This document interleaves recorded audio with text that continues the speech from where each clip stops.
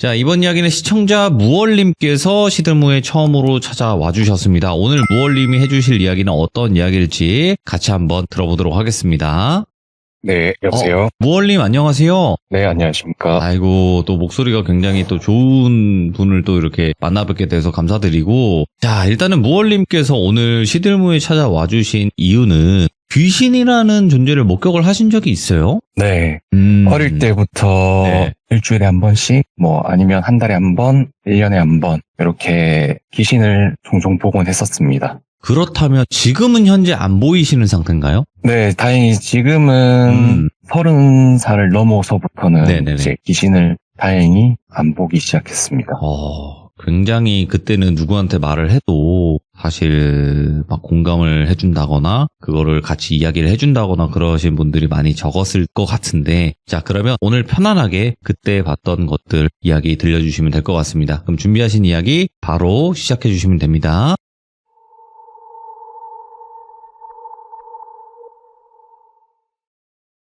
우선 좀 전에도 말씀드렸다시피 어렸을 때부터 귀신을 자주 보곤 했었습니다.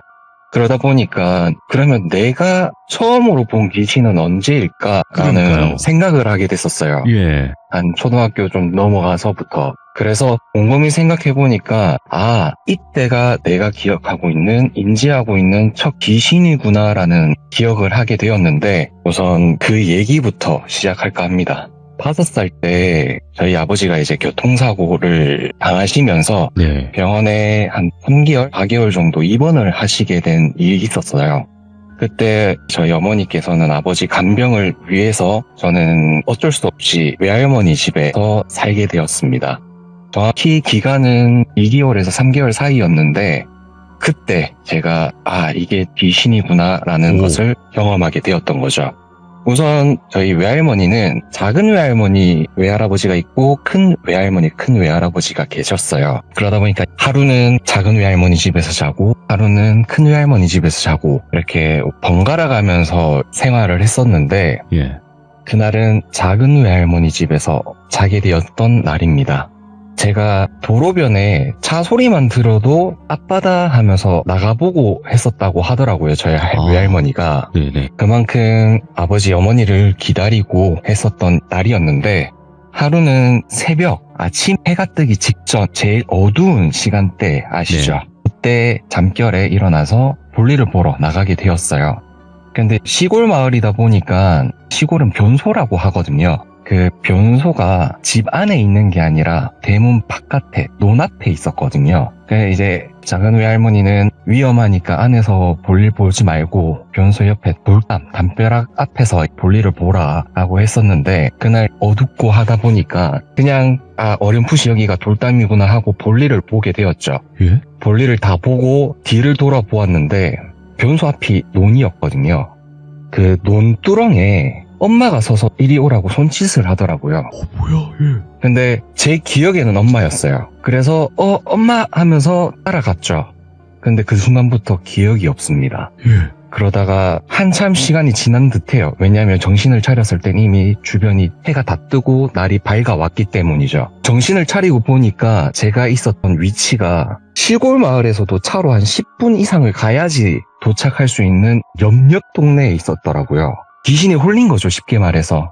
근데 얼떨떨한 그 상황에서 이거 큰일 났다, 길 잃어버렸다, 집 잃어버렸다 이래 돼서 하염없이 돌아다니다가 그 동네에 사시던 어르신 덕분에 자전거를 타고, 저를 알고 있었던 어르신이셔서 그 어르신의 자전거를 타고 집으로 돌아올 수 있게 됐었어요. 이게 제가 기억하고 있는 첫 귀신이더라고요. 두 번째로 본격적으로 말씀드리고 싶은 이야기는 중학교 때 일입니다. 초등학교 졸업 후에 제가 다른 지역으로 이사를 가게 되었었어요. 졸업하고 나서 바로 이사를 가야 됐었는데, 이게 시기가 맞지 않다 보니까 어쩔 수 없이 그 지역에 사시는 큰어머니 댁에서 제가 등하교를 한 달 가까이 했었거든요. 그러다가 이사 가기로 했던 집에 살던 분들이 나가시고 저희가 이사를 할 수 있게 되었죠. 근데 그 집이 보니까 제가 다니는 중학교 바로 앞이더라고요. 집 대문하고 학교 정문이랑 50m도 안 되는 정말 가까운 거리 바로 앞에 있는 집이었는데, 그 주택 2층에 제가 이사를 가게 되었었어요. 이사 첫날부터 가위에 눌리기 시작하더라고요. 하고 있는데 벽을 통해서 갖은 소음이 들리기 시작했었어요. 남자 여자가 싸우는 소리, 그릇 깨지는 소리, 차 클락션 소리. 정말 공통점이 하나도 없는 정말 다양한 갖가지의 소음들이 들리기 시작하더라고요. 그 소리에 제가 잠에 깼는데 가위에 눌려있던 거죠. 그 가위에 눌린 상황에서 침대 바로 옆에 옷장이 있었거든요. 그 옷장 위에 밤에 고양이 눈 보면 약간 야광처럼 보이잖아요. 밝게. 그 고양이 눈 같은 게 보이더라고요.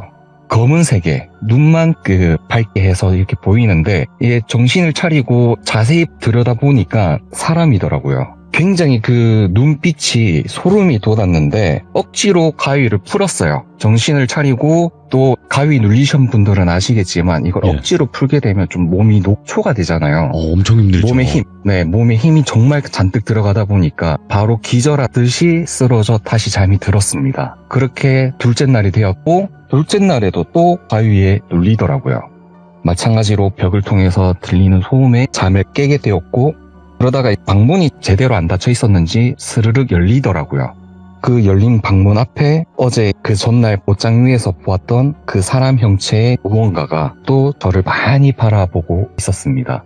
또 가위구나 라는 걸 인지했고 마찬가지 둘째 날에도 정말 악다구니를 쓰면서 가위에 풀고 또 지쳐 쓰러지게 되고 또 셋째 날이 되었는데 이때가 정말 클라이막스였어요. 왜요? 늦은 시간 새벽 1~2시쯤 됐었을 겁니다. 제가 있었던 방 바로 앞이 부엌이었거든요.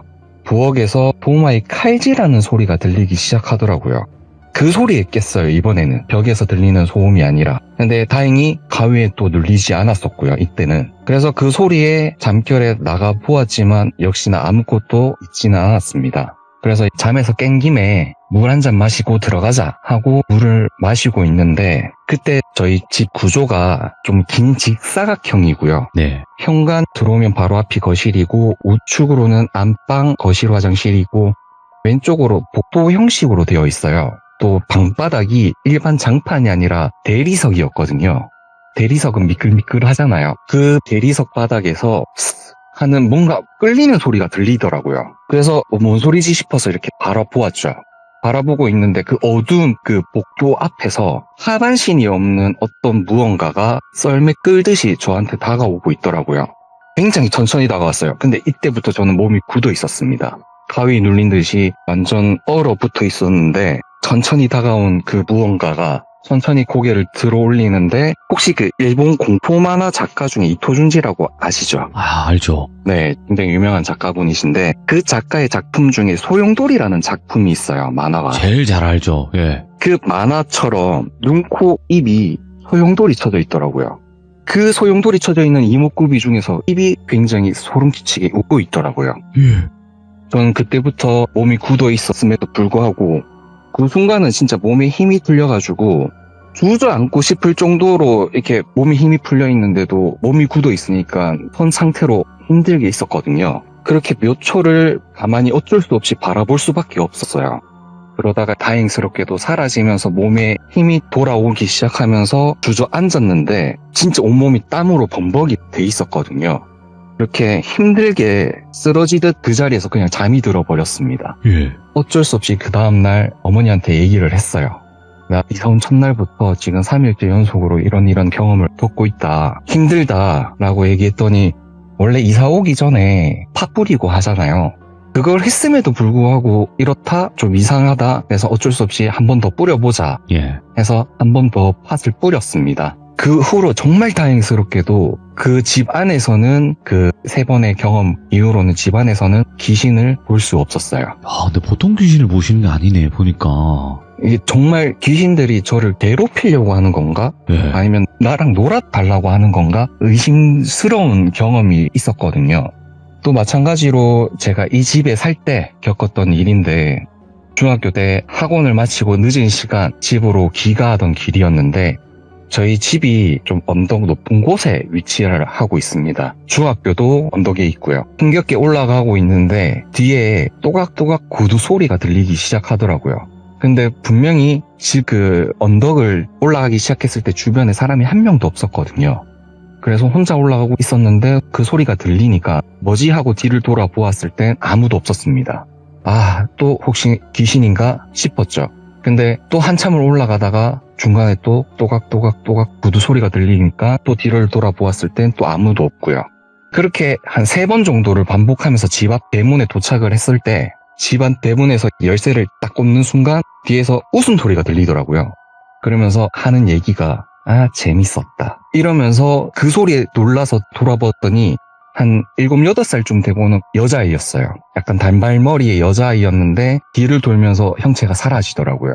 혹시 이 귀신들이 나한테 놀아달라고 하는 건가? 뭐 강아지 키우시는 분들 강아지들이 놀아달라고 달려드는 것처럼 그런 느낌이 들더라고요. 오. 그래서 혹시나 하는 마음에 처음으로 점을 보러 가게 되었어요. 중학교 2학년에서 3학년 올라가는 시기에 점을 처음으로 친구들이랑 보러 가게 되었는데 그때 그 무당이 이런 얘기를 하더라고요.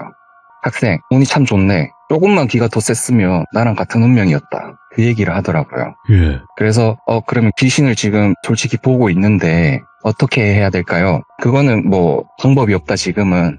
학생은 시간이 지나면 자연적으로 귀신을 안 볼 수 있게 될 거다.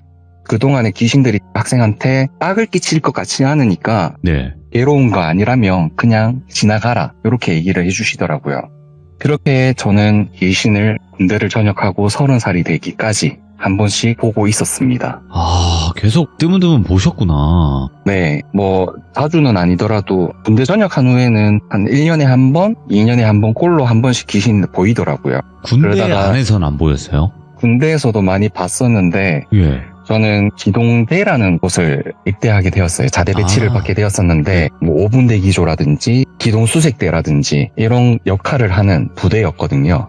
전투 부대였는데 그러다 보니까 새벽에 한 번씩 비상이 울리면 5분대 기조 출동을 합니다. 산에도 올라가고 바닷가도 가고 숲에 들어가서 수색 훈련하고 이런 일을 하는 거였는데 하루는 5분대 기조 비상이 또 걸렸던 거죠. 네.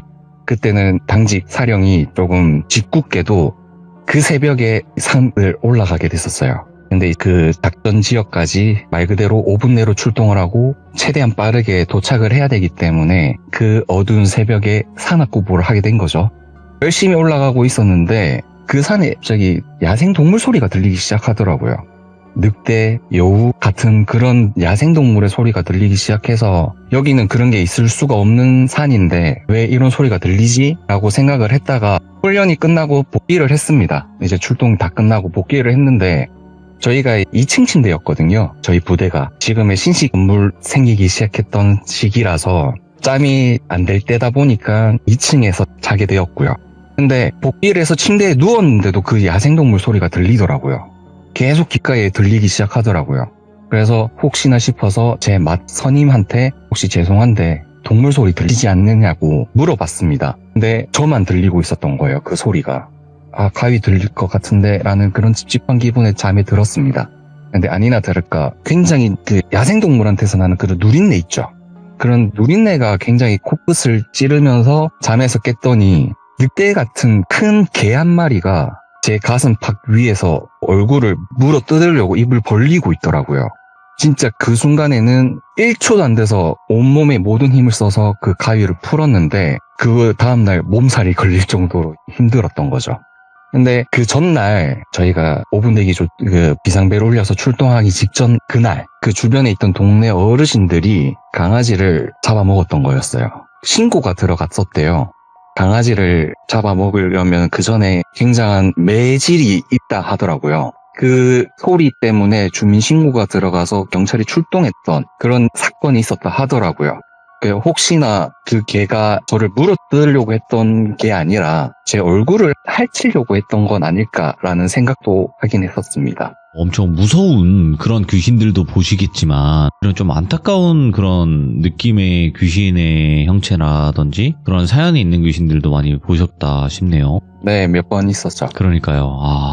그러니까 기는 세신 건데 무당을 할 만큼의 기는 아니고 딱 그 언저리 애매하게. 그렇죠. 애매한 수준이었던 거죠. 그래서 아까도 제가 무얼님에게 말씀드렸지만 그런 일반적이지 않은 귀신들을 보신 것 같네요 라고 말씀을 드렸을 때 이게 기가 그냥 센 거랑 엄청 센 거랑은 좀 다르거든요. 엄청 세면 오히려 네. 더 무서운 귀신들을 많이 만난다고 해요. 그래가지고 혹시 그쪽일까라는 생각도 해봤는데 뭐 정확한 건 모르겠지만요, 무얼님. 지금까지 귀신을 보면서 바위 눌린 거 이런 것 때문에 힘든 거 외에는 크게 저한테 나쁜 영향을 끼친 경우는 없었어요. 다행스럽게도. 천만 다행이네요, 그거는. 네. 그러면 무얼님께서는 귀신이라는 존재를 인정할 수밖에 없는 그런 삶을 사셨다고 봐도 무방하겠네요. 그렇죠. 네. 자, 오늘 무얼님께서는 일단은 여기까지 준비를 해주신 것 같고, 또 안 해주신 이야기들도 분명히 있을 거라고 봅니다. 맞죠? 네. 그 이야기는 또 시간이 되실 때 한번 꼭 들려주시길 바라겠습니다. 오늘 시간 내주셔서 감사합니다. 네, 감사합니다. 네, 고맙습니다. 네. 엄청 차분하게 겪었던 일을 말씀을 잘 해주셨던 것 같고요. 근데 처음에 그 새벽에 논두렁에 엄마가 손짓하고 있었다라는 것 자체가 굉장히 소름 끼쳤거든요. 그러니까 그 귀신 중에서 가족 모습을 하고 나타나는 쪽이 저는 굉장히 무섭더라고요. 그래서 또 이런 현상들이 아직까지 또 있구나. 시들모에서 간혹 계속 나왔었는데 이런 이야기를 또 들을 수 있어서 더 섬뜩했던 이야기가 아니었나 생각을 합니다. 시청해주신 모든 분들 감사드립니다. 고맙습니다.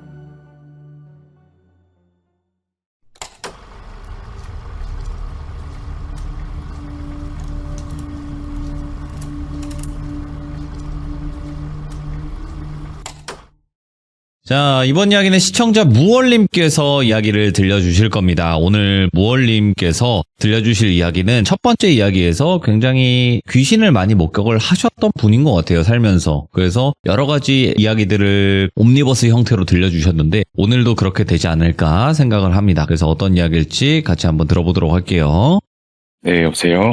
무얼님. 네, 안녕하십니까? 역시나 이제 목소리가 확실히 좋다는 이야기 많이 들어보셨죠? 솔직하게.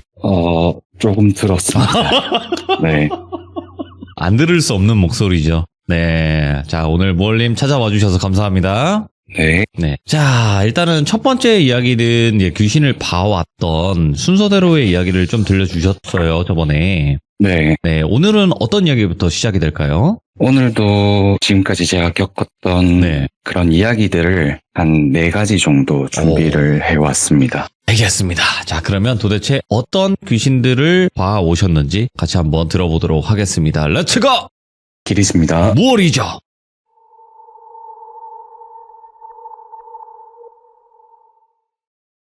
우선 오늘 들려드릴 첫 번째, 두 번째 이야기는 고등학교 2학년 1학기 때 겪었던 일이에요. 제가 고등학교 당시엔 우등생반이라고 해서 심화 수업을 하는 반이 있었습니다. 우등생? 전 몰라요. 그거. 네. 그러니까 이과, 문과 나뉘어져 있으면은 1학년 때 성적을 기준으로 해가지고 전교 50등 안에 들어가는 학생들을 대상으로 해서 정규 수업 후에 야간 자율학습이라는 게 있었잖아요. 네. 그 따로 시간에, 애들 모아서 하는 거? 네. 저희 전교 안에 들어가는 애들만 따로 심화 수업하는 그런 게 있었는데 1학년 때 성적이 좀 좋게 나와서 다행히 2학년 때 제가 우등생 반에 들어가게 되었었습니다. 아이고야, 예. 그 심화 수업 때 겪었던 일인데 하루 학교 전체가 약 1-20분 정도 정전이 발생한 날이 있었어요. 물론 전기 배선 문제 때문에 정전이 일어났다라고 하는데 한 1-20분 정도 정전 후에 다시 전기가 들어올 때는 그냥 한꺼번에 불이 딱 들어오지 않습니까? 근데 그 순간 교실에 50명 있고 선생님이 있어야 되는 그 교실에 저 혼자만 있는 겁니다. 그게 한 1분, 2분? 체감상 길진 않았던 것 같은데 그 시간 동안 이거 뭔가 잘못됐다라는 걸 느꼈었어요. 근데 정말 다행스럽게도 선생님께서 제 어깨를 이렇게 흔들어 주시더라고요. 그러니까 느낌만 있었던 거죠. 보이진 않는 상태에서. 그 순간에 교실 그 전기가 또 2번 정도 깜빡깜빡 하면서 정상으로 돌아왔는데 그동안에 한 5분 좀 넘는 시간 동안 제가 정신이 나가 있었던 상태였다 하더라고요. 그래서 선생님이 정신 차리라고 제 어깨를 자꾸 흔들어 주셨던 거죠. 다행스럽게도 그렇게 그 시간은 지나갔습니다. 네. 근데 몇 주 후에 방금 말씀드렸던 말 그대로 심화 수업이라는 게 저녁 식사 후에 7시부터 9시까지 2시간 정도 심화 수업이 진행이 되는데 그 9시까지 심화 수업 후에 또 11시까지 저희는 심야 자율학습을 해야 됐었어요. 그래서 11시 넘어서 하교를 하다가 배가 좀 고프다 보니까 친구들하고 잠깐 편의점 앞에서 군것질을 좀 하고 수다 떨고 하다 보니까 시간이 12시가 넘었더라고요. 그래서 더 이상 늦으면 안 되겠다 싶어서 친구들과 헤어지고 서둘러 집으로 가고 있었는데, 중학교 때 제가 주택에 살았다고 말씀드렸었잖아요. 근데 고등학교 올라오면서 고등학교에 좀 더 가깝게 등하교를 할 수 있게끔 아파트로 이사를 했었거든요. 근데 제가 살던 그 아파트가 아파트 바로 앞에 왕복 1차선으로 된 도로가 있어요. 그리고 바로 또 앞에는 다른 아파트 단지가 있고요. 거기 아무래도 늦은 시간이다 보니까 좁은 도로에는 갓길 주차를 굉장히 많이 했었거든요, 차들이. 그래서 차 한 대가 겨우 지나갈 정도의 좁은 상태였는데 아파트 단지 입구가 조금 언덕으로 되어 있었습니다. 그 언덕에 어떤 할머니 한 분이 수레를 끌고 힘겹게 올라가고 계시더라고요. 그래서 제가 할머니 도와드리겠습니다 하고 밀어드렸어요, 뒤에서. 근데 언덕을 지나서 아파트가 저희가 1동, 2동, 3동 이게 3개 동으로 나뉘어져 있는데, 나뉘어지는 그 길목에 가로등 하나가 있어요. 그 가로등 그 아래에서 할머니가 고맙다 말씀하시면서 고개를 돌리시는데 얼굴 반쪽이 없으시더라고요. 그래서 굉장히 놀란 상태로 아파트 건물에 들어가고 있었어요. 그 당시에는 동마다 경비 아저씨가 계셨었거든요. 요새는 아파트 단지 전체 관리사무소 따로 경비 아저씨 한 분만 계시는데, 그 당시에는 동마다 경비 아저씨가 계셨어가지고 좀 인사하고 친하게 지냈었습니다. 그래서 그날도 놀란 상태로, 표정이 안 좋은 상태로 인사하고 지나가려고 하는데 경비 아저씨가 무월 학생 무슨 일 있어? 표정이 안 좋아 보이네 라고 말씀을 하시길래, 방금 얼굴 반쪽 없는 할머니를 봤다, 수레를 끌고 계시는 할머니를 봤다 라고 말씀을 드리니까 그 경비 아저씨께서 하시는 말씀이 몇 년 동안 안 보였었는데 였어요. 그래서 그 이야기를 들어보니 그 경비 아저씨 분이 그 아파트에서 한 12년, 13년 가까이 근무를 하셨다고 하시는데, 네. 8년 전쯤에 바로 그 언덕 앞에 도로가 있다 말씀드렸었잖아요. 그 늦은 시간에는 갓길 주차를 한 차가 많고, 그 좁은 도로에서 할머니 수레를 끌고 가시다가 교통사고로 돌아가신 사고가 있었다 하더라고요. 그래서 그 폐질구 하시던 할머니가 돌아가시고 그 후 한 2, 3년 동안 그 할머니를 보았다는 주민들이 있었다고 해요. 한두 분이 아니었던 거죠. 그러다가 한동안 안 보이시다가 최근 4, 5년 동안 그런 얘기가 없어서 잊고 지냈었다고 하시더라고요.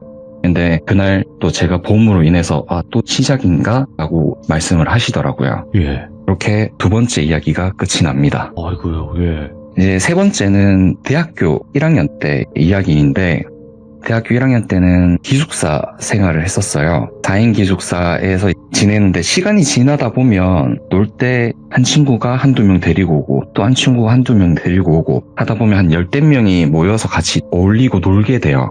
그날은 제가 다른 친구 기숙사 방에 놀러가서 이제 게임하고 놀다가 잠시 친구 침대에서 눈을 치고 있었습니다.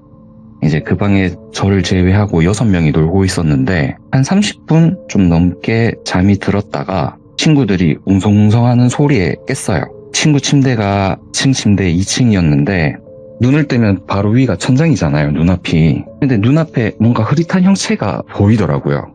이제 막 잠에서 깨서 좀 눈이 흐릿한가? 라고 생각했었는데 그 형체가 스르륵 사라지면서 몸이 굳기 시작합니다. 가위구나. 또 가위에 눌렸구나 라고 느꼈던 거죠.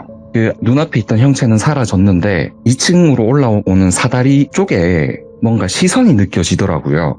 그래서 힘겹게 눈만 살짝 돌려서 보았더니 몸이 없이 얼굴만 하나가 옆으로 눕힌 상태에서 머리카락은 천장으로 떠있고 반대로 얼굴만 딱 있었어요. 한 그때 시간이 오후 3, 4시쯤이었어가지고 기숙사 방이 굉장히 밝았거든요. 근데 그게 저에게는 굉장한 소름이었습니다. 너무 선명하게 보였던 거예요, 그 얼굴이. 그 얼굴이 소용돌이였습니다. 혹시 지난번에 말씀드렸던 기억나시나요? 네, 맞아요. 그 소용돌이 얼굴이었어요. 이거 또 똑같은 게 또 몇 년 만에 보이니까 너무 소름이더라고요. 그때 당시에도 너무 소름이 돋아서 정말 안간 힘을 썼던 기억이 있었는데, 이번에도 정말 안간 힘을 써서 가위 빨리 풀어야겠다라는 생각에 정말 안간 힘을 다 써서 가위를 풀었습니다. 근데 몸에 힘이 너무 많이 들어가다 보면 신음을 하게 되고 나도 모르게 소리가 나오게 되잖아요. 그 방에 있던 친구들 6명이 다 저를 쳐다보더라고요. 약간 미친놈 보듯이 무슨 일인가 싶어서 보았는데 얘기를 했죠, 친구들한테. 네. 가위 눌렸었다. 근데 그 가위가 4, 5년 전에 중학교 때 한번 봤던 귀신이 보였다라고 했는데 그날 이후로 그 친구 방에는 모임이 없어지게 되었어요. 와, 예. 너무 친구들이 무서워 하더라고요. 그리고 네 번째 이야기는 이날 있었던 그 6명 중에 한 명이 겪은 이야기입니다. 네. 이 친구가 본가가 강릉인 친구였는데 아버지가 뺑소니 교통사고로 돌아가셨다 하더라고요. 그래서 상을 치른다고 학교에 한동안 못 나왔었어요. 그러다가 그래도 친한 친구니까 저희도 장례식도 문상 드리러 가고 찾아가고 했었는데 49제가 끝나고 친구 누나가 고맙다고 저희한테 밥을 한번 사주셨거든요. 그때 들었던 이야기입니다. 그 누나가 호텔리어 일을 하고 있었는데 49세 지내는 동안 계속 반복되는 꿈을 꾸었다고 하더라고요. 하루는 잠에서 깼는데 안방에 아버지가 앉아서 등을 보이고 가만히 한 몇 분 동안 그냥 움직임 없이 가만히 있었다 하더라고요. 꿈에 돌아가신 아버지가 나오니까 너무 반가워서 다가갔는데 얼굴이 안 보인다 하셨었는데 둘째 날에 되니까 윤곽이 살짝 보이기 시작하고 세 번째가 되니까 윤곽이 좀 더 세세하게 보이기 시작하고 이런 꿈을 한 일주일 가까이 꾸었어요. 마지막에 7번째쯤 되는 꿈에서 얼굴이 완벽하게 보였는데 아버지는 아니었던 거예요. 아버지가 아니었고 웬 낯선 남자였다고 해요. 근데 그 바로 다음날 경찰서에서 연락이 왔어요. 뺑소니범 잡았다고. 그래서 경찰서를 찾아갔더니 그 꿈에 보였던 그 낯선 남자가 범인이었더라고요. 그래서 그 누나가 밥을 사주시면서 이런 신기한 일을 겪었다라고 말씀을 해주신 게 기억이 나서 오늘 이렇게 이야기를 들려드렸습니다. 이제 마지막 이야기는 지난번에도 마지막 이야기가 군대 때 이야기였던 걸로 기억을 하는데 오늘도 마지막 마무리는 군대에 있을 때 겪은 이야기가 될 것 같네요. 제 닉네임이 무얼이잖아요. 무얼을 생각한 것이 바로 무얼광 치약식이라는 게 군대에 있을 때 알게 된 용어에서 생각을 한 겁니다. 제가 있었던 부대는 5분 대기조, 기동수색대, 해양기동타격대, 위명근무조, 마지막 해양경계 근무조로 나뉘어 있어가지고 이게 돌아가면서 훈련 및 임무 수행을 하게 되어 있어요. 근데 이 해양경계 근무는 한 달에 한 번, 여름에는 짧게는 한 1주 정도, 겨울에는 길게 2주 정도, 무월광 치약식이라는 이 시기에 파견 근무식으로 근무를 했었습니다. 네, 요거 참고해 주시면 될 것 같고요. 이 이야기는 바로 이 해양경계 근무를 서던 중 겪은 일입니다. 파견 근무 시기이기 때문에 상황에 따라서 근무지가 좀 바뀌고 소초도 저희가 근무를 서는 소초 또한 이렇게 바뀌게 되어 있어요. 그날은 해안 절벽 위 해송숲 사이에서 경계 근무를 서고 있었는데 네. 새벽 2, 3시 사이였습니다. 절벽 아래 해안가가 아예 없는 완전 절벽 아래 바다였는데 약 50m에서 100m 사이에 바다에서 사람 한 명이 걸어오고 있더라고요. 수심이랑 파도 세기 이런 걸 아무리 생각해도 사람이 서서 걸어올 수 없는 곳임에도 사람이 갑자기 나타나서 선 상태로 걸어오고 있었던 거죠. 예, 저희는 바로 보고를 했습니다. 땡땡소초 전방 50m에서 100m 바다에 고수자 한 명 발견. 이렇게 보고를 하면 즉시 해양기동타격조, 해양경찰, 근처 해군부대까지 출동을 하게 되어 있어요. 왜냐면 저희가 근무 서는 게 옛날 북한이 침투했던 그런 게 실제로 있었던 지역이다 보니까 출동을 하게 되어 있는데 그런데 이상했습니다. 이게 출동하는 한 10분에서 15분 사이에 그 사람이 더 이상 가까워지지도 멀어지지도 않고 가만히 서 있더라고요. 뭐지? 하고 계속 관찰을 했습니다. 파도에 따라서 조금은 앞뒤로 움직이는 정도는 있었어도 계속 서 있길래 그 상황을 또 보고를 했어요. 앞서 말씀드렸을 때 해양기동타격대, 해양경찰, 해군부대 이렇게 세 군데에서 출동을 한다고 말씀드렸었잖아요. 근데 그 보고 때문에 출동하는 곳이 한 군데가 더 추가가 되었습니다. 129 구급대였어요. 예상이 되시나요? 그 고수자는 바다에 익사한 시신이었던 거죠. 와, 예. 후에 알아보니까 파도 세기랑 뭐 이런 파도 속도 이런 게 좀 타이밍이 잘 맞으면 시신이 한 번씩 육지로 또 내려올 때 선 상태로 떠내려오는 경우가 있다고 하더라고요. 예. 근데 저희는 그 새벽 2, 3시 그 사이에 그 경계 근무를 서고 있다가 그걸 발견했었으니까 처음에는 사람이었던 걸로 보였지만 알고 보니 시신이었더라는 그 사실이 굉장히 오싹하더라고요. 예. 네, 오늘 이렇게 마무리하는 걸로 하겠습니다. 와, 아니 근데 그 시신이 무얼님한테 이제 목격이 된 거잖아요. 나 좀 건져줘 이런 느낌일 수도 있겠네요. 그럴 수도 있고 네. 서서 가만히 바다에 떠 있는 것처럼 이렇게 서 있다라고 마지막 보고를 했을 때 네. 119 구급대가 출동한 것을 보면 그런 일이 종종 있었나 봐요. 아, 예. 네, 그렇게 예상을 하게 되더라고요. 근데 그게 있어요. 이게 사고로 바다에 빠져서 돌아가신 분들도 있고 뭐 극단적인 선택을 하시는 분들도 있지만 그거 있잖아요. 영화나 이런 데 보면 네, 사람이 사람을 해하고 바다에 버리잖아요. 막 네. 그런 경우도 있을 것 같아요. 근데 보통 그런 경우에는 떠오르지 못하게 좀 그치. 무게추를 하고 바다에 뭐 이설시키는 네. 거니까 그런 시신은 잘 없을 것 같습니다. 야, 그래도 오늘 무얼님께서 여러 가지 이야기들을 들려주시긴 했지만 정말 또 설명을 잘 해주시니까 저희는 정말 진짜 이분은 이런 귀신을 목격을 했고 이런 느낌이었겠구나 이거를 간접적으로 너무나 잘 알 수 있었던 이야기였던 것 같고요. 그리고 무얼님께 한 가지 여쭤보고 싶은 게 귀신을 많이 보셨으면 아무래도 정신적인 타격이 굉장히 크셨을 거라고 생각을 하는데 그거를 조금 잘 컨트롤할 수 있었던 그런 노하우가 있었나요? 나름의? 제 성격이 그 귀신을 보는 순간에는 스트레스를 좀 받을 수 있어도 시간이 지나면 신경을 안 쓰는 성격이라 가지고 예. 네. 그래도 뭐 학창 시절 당시에도 주변 친구들한테 그렇게 크게 안 들키고 네. 지낼 수 있었던 것 같습니다. 알겠습니다. 너무 또 마지막 질문 답변까지 주셔서 감사드리고 자 오늘 네. 무얼님께서 해주신 또 소름 끼치는 이야기들 감사드립니다. 너무 고마워요. 네. 네.